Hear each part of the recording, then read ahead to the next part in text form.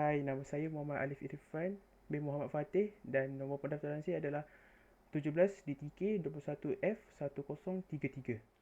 Assalamualaikum. Hai, nama saya Muhammad Akif Aiman bin Abdullah. Nombor matrik saya ialah 17 DTK 21F1053. Nama saya Muhammad Adan Syaril bin Suhari. Nombor pendaftaran 17 DTK 21F1059. Assalamualaikum. Nama saya Nur Hadi bin Muhammad Ridwan. Nombor pendaftaran 17 DTK 21F1019. Nama saya adalah Shah Zaid Hakimi bin Sani. Nombor kad matrik saya 17 DTK 21F1043.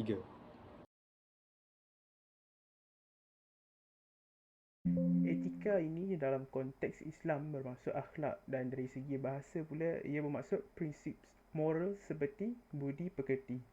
Dari segi istilah pula ia bermaksud tingkah laku seseorang individu tanpa pertimbangan peradaban. Dalam bahasa Arab iaitu mudun yang bermaksud mempunyai budi pekerti yang tinggi, dan dari segi bahasa Inggeris pula ialah civilization yang diambil dari perkataan Greek iaitu civitas yang bermaksud bandar, dan peradaban ini juga ditakrifkan sebagai unsur-unsur objektif yang serupa seperti bahasa, agama dan juga sejarah. Etika dalam agama Islam. Etika merupakan sesuatu yang boleh menentukan perkara yang benar atau salah yang dapat menghalang berlakunya sesuatu kejadian yang tidak diingini berdasarkan kepada prinsip-prinsip moral. Etika dalam agama Islam. Etika merupakan sesuatu yang boleh menentukan perkara yang benar atau salah yang dapat menghalang berlakunya sesuatu kejadian yang tidak diingini berdasarkan kepada prinsip-prinsip moral. Etika Islam sinonim dengan akhlak. Menurut para tokoh pemikir Islam, akhlak didefinisikan sebagai sifat yang telah tanam dalam jiwa seseorang dan perbuatan tersebut akan lahir daripadanya dengan mudah tanpa memerlukan pertimbangan fikiran terlebih dahulu. Berdasarkan pengertian tersebut, keadaan jiwa dalaman seseorang dapat dilihat sebagai pencetus kepada pembinaan sikap dan tingkah laku luaran seseorang. Ini melayakkan akhlak sebagai istilah yang paling tepat dan lengkap bagi etika Islam berbanding istilah-istilah lain seperti nilai, moral dan normal sebagaimana yang diyakini Barat. Etika di sini bermaksud mempunyai dua maksud yang berbeza, iaitu yang pertama ialah ilmu bukan prinsip-prinsip akhlak atau moral, dan yang kedua pula ialah prinsip moral atau nilai-nilai akhlak yang menjadi pegangan seseorang individu atau sesuatu kumpulan.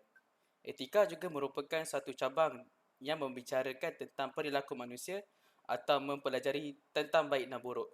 Etika ini juga selalunya dibiasakan dengan banyak istilah lain seperti moral, norma dan etika. Perkataan etika ini juga berasal daripada Yunani kuno iaitu ethos yang merupakan bentuk tunggal yang biasa memiliki banyak erti seperti tempat tinggal yang biasa. Etika menurut agama Islam. Terdapat 3 etika menurut agama Islam yang telah saya jumpa. Etika menurut agama Islam merujuk kepada nilai akhlak atau prinsip moral yang berdasarkan Al-Quran dan Hadis. Etika menurut agama Islam juga merujuk kepada nilai-nilai yang baik. Ia juga mendorong umat Islam melakukan perbuatan baik yang boleh bagi kita mendapatkan ganjaran pahala. Itu sahaja. Terdapat beberapa etika bekerja dalam Islam yang dapat kita kenal pasti. Antaranya ialah bekerja dan mahir melakukannya ialah satu tuntutan di dalam Islam. Firman Allah dalam surah Al-Jum'ah ayat yang ke-10 yang bermaksud, setelah kamu selesai mengerjakan sembahyang, maka hendaklah kamu bertaburan di bumi dan mencari limpah kurniaannya. Etika yang seterusnya ialah bekerja merupakan satu fardu ain. Ianya merupakan satu fardu ain kerana manusia wajib untuk mencari makanan dan minuman untuk memastikan mereka dapat hidup dengan lancar dan menunaikan tanggungjawab terhadap Allah, negara dan keluarga. Terdapat juga beberapa konsep bekerja dalam Islam. Antaranya ialah wajib bagi mereka yang berhutang dan perlu untuk menyara keluarga. Konsep yang seterusnya ialah bekerja dan bersungguh-sungguh melakukannya ialah satu bukti keimanan terhadap Allah Subhanahu wa taala. Konsep yang terakhir ialah kerja juga dapat menghapuskan dosa. Etika peradaban dalam agama Islam. Yang pertama adalah adab dalam memilih sahabat, seperti berakal dan berbudi pekerti, supaya tidak akan membawa kepada permusuhan atau sakit hati. Seterusnya, tidak fasik dan tidak tamak. Hal ini supaya dapat mengelakkan daripada pergaduhan atau rasa tidak puas hati sesama sendiri. Dan yang kedua adalah adab pergaulan dalam masyarakat, seperti menghindari bersikap keras hati, kerana sikap keras hati boleh merugikan diri sendiri dan orang sekitarnya. Seterusnya, jangan jadikan harta lebih mulia dari kehormatan diri sendiri, kerana orang yang jadikan harta lebih mulia dari kehormatan diri sendiri sanggup menggadai maruah demi mendapatkan harta yang diinginkan. Dan yang terakhir sekali adalah adab berjiran, seperti menunjukkan rasa simpati dan suka memberikan pertolongan. Contohnya, pada saat jiran yang tertimpa musibah, maka ikut merasakan kesedihannya dan berusaha untuk membantunya.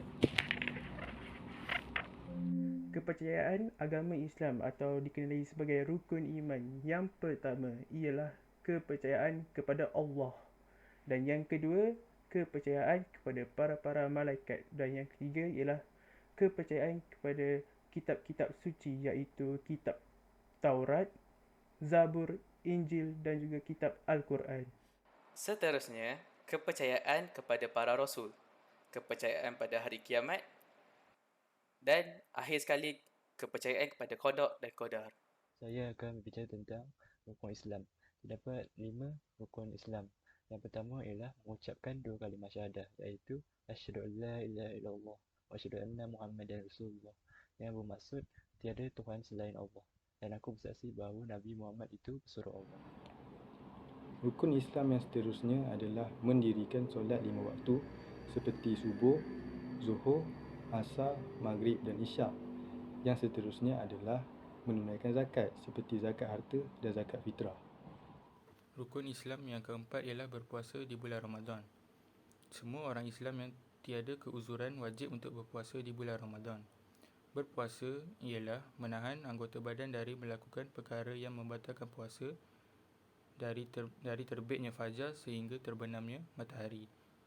Terdapat 4 syarat wajib untuk berpuasa, iaitu Islam, baligh, berakal dan berkemampuan. Terdapat juga beberapa golongan yang tidak diwajibkan untuk berpuasa, iaitu orang yang sakit, orang yang sedang dalam perjalanan melebihi 2 marhalah dan juga orang tua yang sudah tidak mampu untuk berpuasa. Rukun Islam yang terakhir ialah menunaikan haji. Semua orang Islam yang mampu wajib untuk menunaikan haji. Orang Islam seharusnya menunaikan haji sekurang-kurangnya sekali seumur hidup. Ibadah ini diwajibkan kepada mereka yang mampu dari segi kewangan dan mempunyai kesihatan yang baik.